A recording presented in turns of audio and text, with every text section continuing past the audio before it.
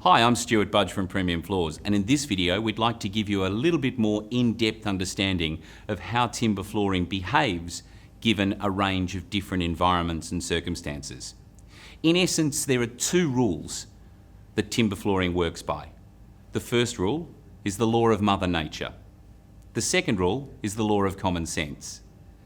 The three aspects we're going to run through today are the hygroscopic nature of timber, or its reactivity to moisture or the lack of moisture, the natural features in timber, and also colour variation from species to species. Firstly, timber is a hygroscopic product, meaning that it is reactive to moisture, in particular reactive to relative humidity. As the moisture content of a piece of timber increases, the size of the piece of timber will also increase or grow. As the moisture content of a piece of timber drops, you should expect the timber flooring to shrink. That's why we need to leave a perimeter expansion gap around every single timber flooring that is installed. It provides for adequate expansion of the timber flooring to take up the relative humidity and to come into equilibrium with the environment in which it's installed. Obviously, in more humid or in larger areas, a larger expansion gap needs to be accommodated. Our minimum requirement is 10 millimetres to the entire perimeter of the floor, but that expansion gap can increase, as we'll talk about in a later video called compartmentalisation of timber flooring. When looking at measuring and quoting a floor, we want to look at what external or internal influences there are that can dictate the relative humidity in the living environment. The first thing we look for is what type of heating and cooling systems are present and the effect that they may have on the relative humidity in the internal environment. If we're looking at evaporative cooling, that adds to the relative humidity internally, even when used properly, therefore requiring the timber to expand to take up that higher level of relative humidity.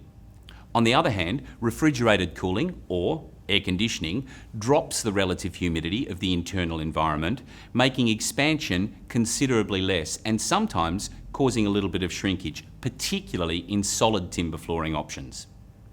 The second thing we look for is the effect of direct sunlight on a floor. In essence, in a perfect world, we'd want every single window to be covered either with window coverings on the inside, with awnings on the outside, or with tintings on the outside to make sure that the direct natural light, particularly west-facing light, doesn't cook or overheat the floor. Remember that timber is kiln dried via a heating process. So by heating the floor, we're effectively drying it out and causing the floor to shrink or distort slightly. And the third thing to look for on a job is any wood combustion heaters, particularly those that blow heat directly onto the surface of the floor. A nice big hearth can be used to effectively block the effect of direct heat constantly onto the floor while that wood combustion heater, like a kunara, for example, is being used. The second thing to discuss is natural features in timber flooring. And there are many natural features, and each timber species has its own set of criteria in terms of the natural features that you could see or experience in a finished floor covering. Natural features include gum veins, knots, surface checking, and insect trails. They also include growth phenomenons like medullary rays or stretch marks, common in a European oak, or a fiddleback, very common in some Australian species, but only in some boards. The first natural feature is a gum vein.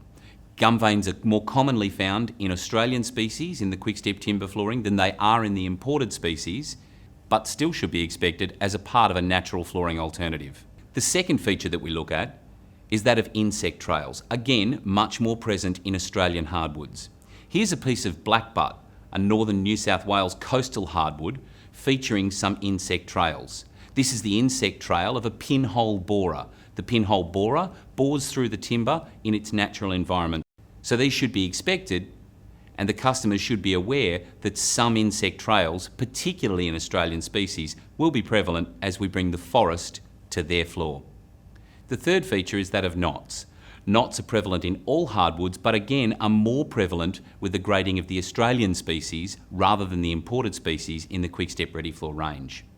Another natural feature, common really only to European oak, is that of medullary rays or stretch marks. Now this can be infrequent or reasonably frequent across a batch of European oak flooring. And these medullary rays or stretch marks that you can see present in this piece of European oak flooring identify it from many other timber species, including American oak, where medullary rays are significantly less prevalent. Another natural feature, again more common in Australian hardwoods, is that of surface checking. Surface checking comes from the drying process of a very, very dense hardwood like spotted gum, like red ironwood, and like blackbutt. And surface checking should be expected when selling and installing any Australian hardwood floor. Surface checking refers to small splits or cracks in the surface of the timber. It's important to note that when selling the Quick-Step Ready Floor range, Australian species will afford a higher level of natural feature than the imported species in the same range.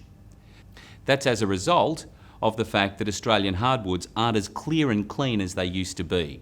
But the selling feature there is, of course, that we are bringing the forest to the floor, and these beautiful natural features are not to be considered faults, but to be considered a unique identifier of a quality timber floor. The third aspect in terms of understanding or having a deeper understanding of selling timber flooring is that of colour variation. It's important to note that, as I said before, each piece of timber is like a fingerprint, in that it will vary from piece to piece.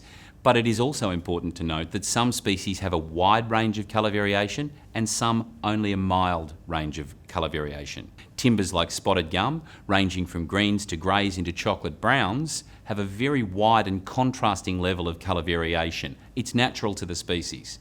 Whereas timbers like merbau, a beautiful warm reddish brown timber, don't vary too much in colour or grain. So it's important when selling timber flooring to explain to your customers that the sample that you're showing them may not be an exact representation of what is installed on their floor. Colour variation does exist in all natural products. It's part of the selling process, and we'd recommend that you go through and explain the natural variation in timber. One of the great parts about the natural variation in timber is that over time, as UV light hits the floors from any light source, that colour variation tends to ease in a little bit and the floor becomes a little bit more uniform in colour and texture.